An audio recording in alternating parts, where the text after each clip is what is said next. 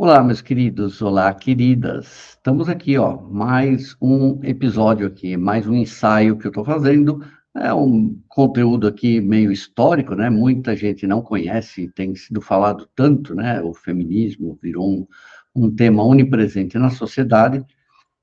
Muita gente confunde as coisas, acha que toda feminista é radical, acha que toda teoria feminista e prática é sempre radical e supremacista, e eu estou fazendo esses vídeos aqui para mostrar historicamente que não é, né, mas que os movimentos radicais dentro do feminismo, lá atrás, nos anos 70 e 80, influenciaram tanto que hoje, no Brasil, a gente pode perceber que o feminismo radical, que a gente chama, passou do radical e hoje chama-se femismo, que é tipo assim, o metaverso do machismo, ele domina muito da pauta, já domina a parte jurídica, já criou um desequilíbrio dentro do sistema e do ordenamento jurídico entre homens e mulheres, colocando mais possibilidade de um homem inocente ser acusado e preso do que uma mulher que minta sobre uma acusação de violência, de agressão, de assédio, seja punida. Então, para quem chegou aqui hoje, não viu o vídeo anterior, é só entrar aí, né? Eu fiz aqui a história do feminismo lá no comecinho, como começa as origens, o último quarto do século XVIII, Revolução Francesa, depois as americanas, ali 1848, né? A gente tem aqui ó, a grande pensadora, né? A primeira teórica, talvez, a Mary Wollstonecraft, né? Inglesa, escreveu. A gente já tem aqui toda a história, e eu parei lá na terceira onda, eu só citei o começo. O feminismo se divide, as pessoas, né? Na teoria, em quatro grandes ondas, que são essas que estão no vídeo anterior, eu não vou nem retomar. Se você gostar desse assunto, você volta lá e assiste. Que raiva desse programa que está piscando essa... que ódio, olha isso. Faz de propósito, acho, só para me irritar. Então, hoje vamos falar, tá bom? Desse movimento seguinte, continuação de tudo aquilo que a gente falou, vamos entrar direto aqui na quarta onda. Mas antes, então não vamos entrar direto, né? Antes de falar da quarta onda, a gente tem que falar a origem de onde vem o feminismo. O feminismo a gente já entendeu. O feminismo é o machismo feminista, não. O machismo da mulher, que seja. Esse movimento vai ter origem nos anos 70 e 80. Eu acho, sinceramente, assim, por tudo que eu estudei, que tudo tem influência lá no Verão do Amor, de 1967, vai ter uma influência muito grande na sexualidade das pessoas, e começa a surgir muito mais produção intelectual sobre sexo, sobre sexualidade, sobre gênero, né? E principalmente sobre o patriarcado, essa palavra que as pessoas já cansaram, né? Infelizmente, é verdade, né? A gente vive na sociedade, mas falam tanto a palavra que ela acaba se desgastando. É assim, né? O feminismo absolutamente radical, que é esse que hoje que parece comandar, né? Que comanda aqui no Brasil, ele tem origem lá nos anos 70 com o chamado feminismo lésbico, né? As mais radicais desse feminismo, não dá para generalizar que todas eram assim. Tem mulheres maravilhosas, né? Como Charlotte Bush, por exemplo, a Monique Wittig, sim, também que são pessoas que fizeram bem para toda a humanidade, né? Não lutaram por direitos humanos, mais que tudo, também, né? Mas algumas radicais ali teóricas, que elas se identificavam, elas chamavam o movimento delas de feminismo lésbico, algumas chegaram a defender o extermínio do gênero masculino, né? Certo?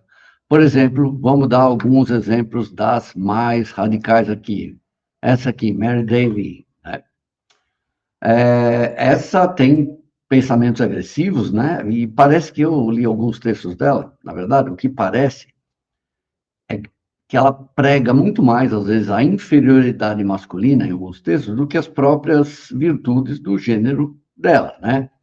Tem outras completamente, essa aqui já eu acho que uma sociopata, né?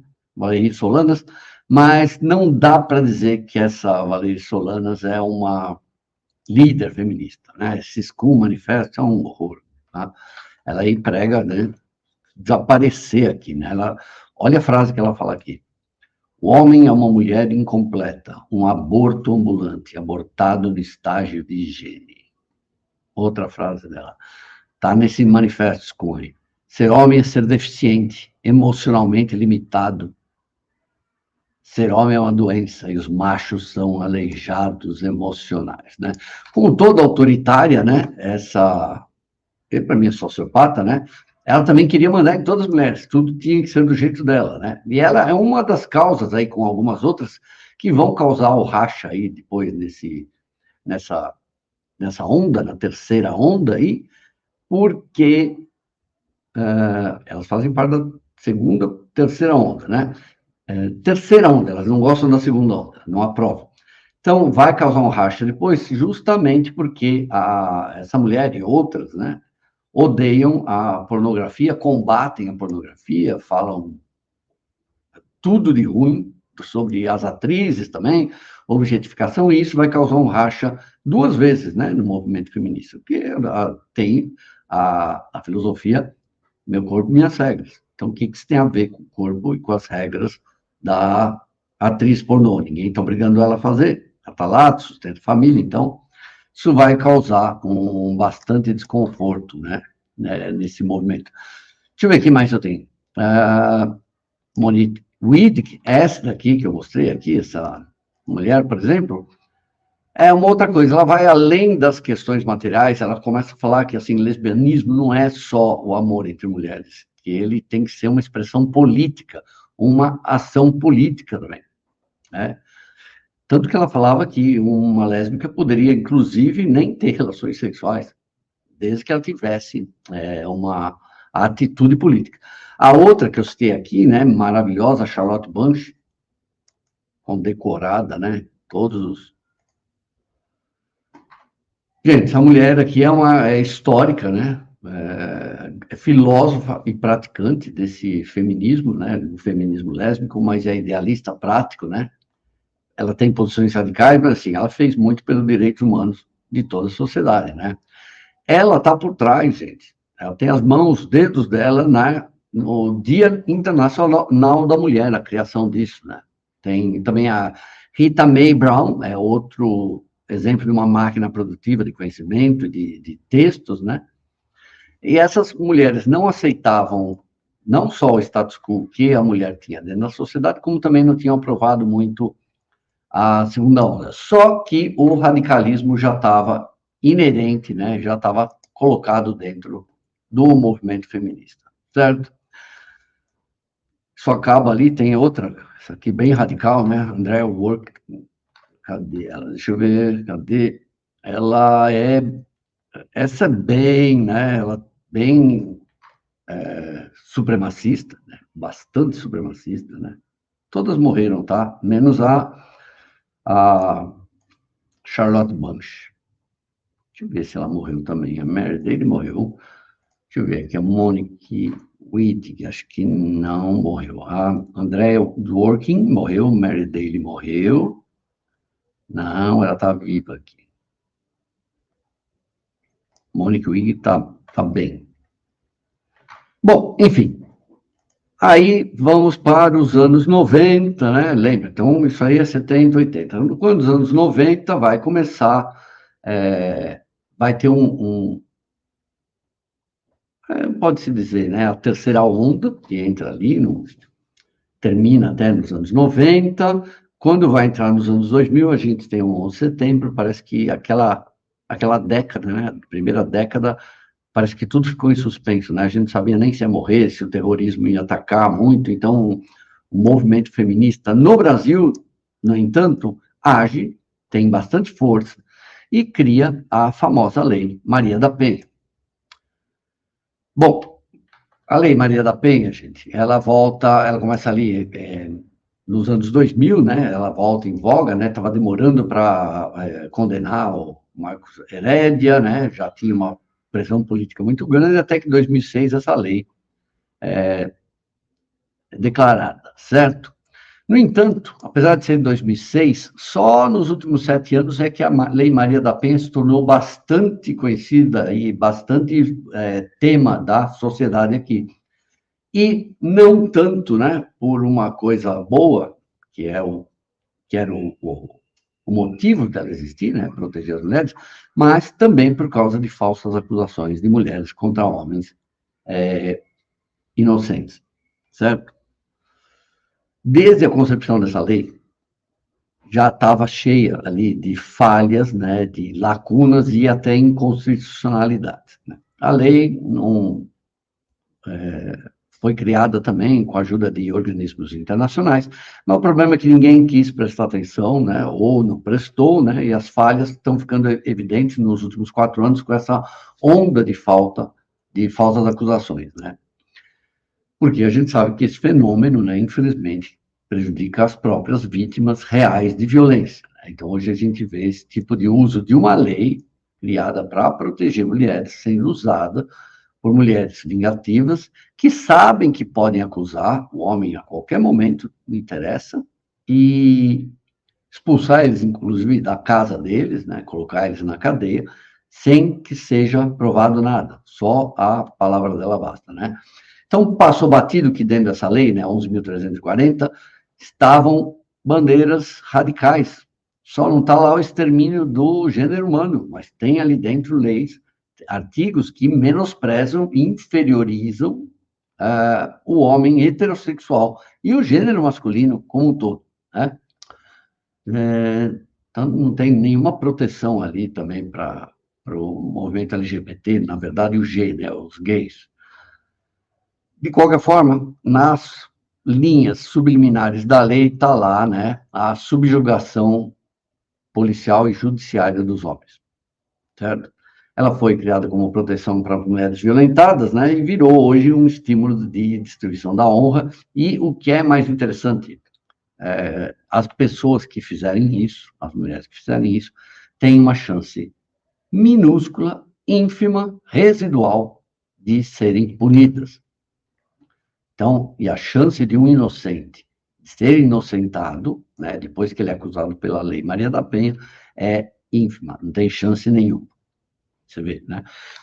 Estou fazendo esses estudos, né, há muitos anos, eu comecei nesse caso lá em 2020, né, no caso Márcio Melling, que eu acabo caindo nessa história aqui de feminismo e começo a ver a ação, né, de feministas, que são outra coisa, que são confundidas com as feministas, que é uma injustiça, né? Também é uma injustiça o que eu falava, chamava de pseudo-feministas. Não, é outra coisa. Apesar de todas estarem apoiando esse movimento radical, né? Então, bom, não tem números ainda, né? Mas estão começando a surgir algumas informações. Por exemplo, eu contei aqui, né? Só numa delegacia aqui em São Paulo, aqui na zona oeste, no mês de fevereiro, teve 3 falsas acusações comprovadas de assédio sexual contra motoristas de Uber. Eles só se salvaram porque eles estavam com câmeras no interior de São Paulo, sabe? Aí, região de Bauru, etc. Vários juízes já estão se manifestando publicamente, que estão perplexos e indignados com a quantidade de falsas acusações que está acontecendo naquela região. Não só de um, várias, todo lugar está tendo isso. Né? Então, a gente sabe que todo dia está acontecendo falsas acusações. Então, esse é um problema que deveria ser discutido pelo movimento feminista, porque está atrapalhando o movimento feminista, certo?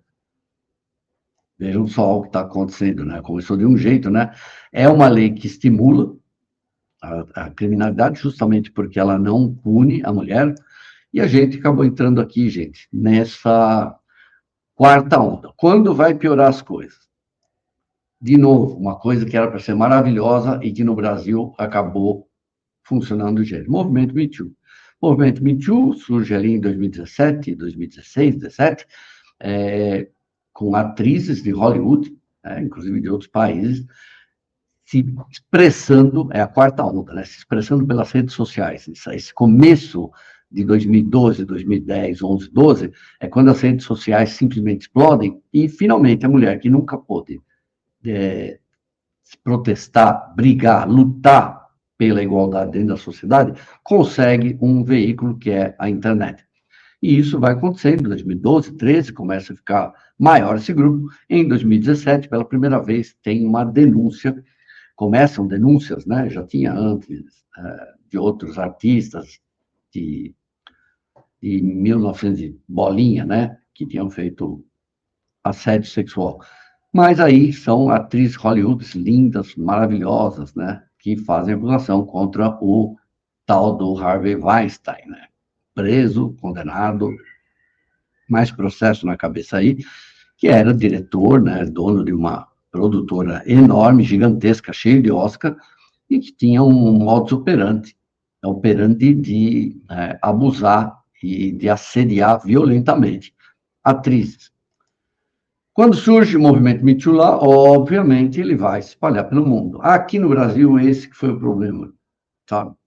Na minha opinião, porque o movimento Me Too no Brasil já começa eivado de feminismo, das feministas, e começa a ser não só usado, muito menos às vezes, para defender mulheres verdadeiramente acusadas, como para defender falsas acusadoras. Então se torna uma posição radical, começa até a estimular o uso da Lei Maria da Penha, porque qualquer mulher que fizer falsa acusação, ela vai ter o apoio das outras mulheres.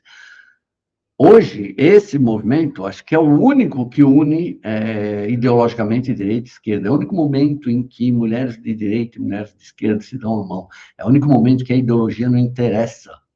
Por exemplo, veja o caso Ana Hickman. Ana Hickman, uma bolsonarista declarada, e toda a esquerda feminista, né, e hoje também a feminista, porque foi na onda, apoia ela, certo? Não era, né? Porque seria a mulher de direita, como que você faz isso?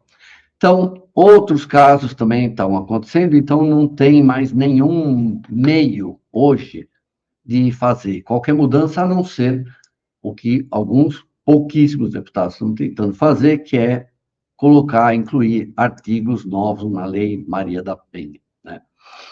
Curioso que se eu falar aqui, eu procurei, se você procurar feministas famosas no Brasil e no Google, só vai aparecer aquelas antigas, tem pouquíssimas hoje, né? Representantes realmente que estão marcando o feminismo. E você não vai achar, aí é outra história que algumas pessoas me criticaram no primeiro vídeo, você está falando do feminismo, mas quem é feminismo? Não tem, gente, não tem líderes feministas no Brasil. Quer dizer, tem, mas elas não estão se expondo. E também existe aquela velha hipocrisia. Por exemplo, todos os homens que foram acusados, principalmente os famosos nos últimos tempos, né? Zé Maia, Márcio Melling, Alexandre Corrêa, todos são culpados, mesmo sem nenhuma investigação. A mulher falou, é culpado e acabou, né? Aí, dois casos aqui, do Melling e do Alexandre Corrêa, eu estou mostrando a quantidade de mentiras que tem dentro das acusações e as inconsistências, certo?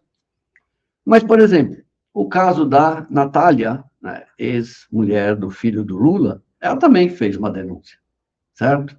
De violência doméstica, com provas materiais.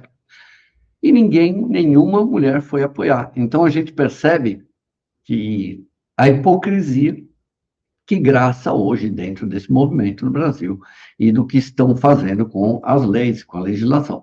Eu já disse aqui várias vezes, Lei Maria da Penha, para mim, minha opinião, não tinha que tirar uma linha, deixa do jeito que está. Apenas acrescentar uma punição severa para mulheres que fizerem falsa acusação.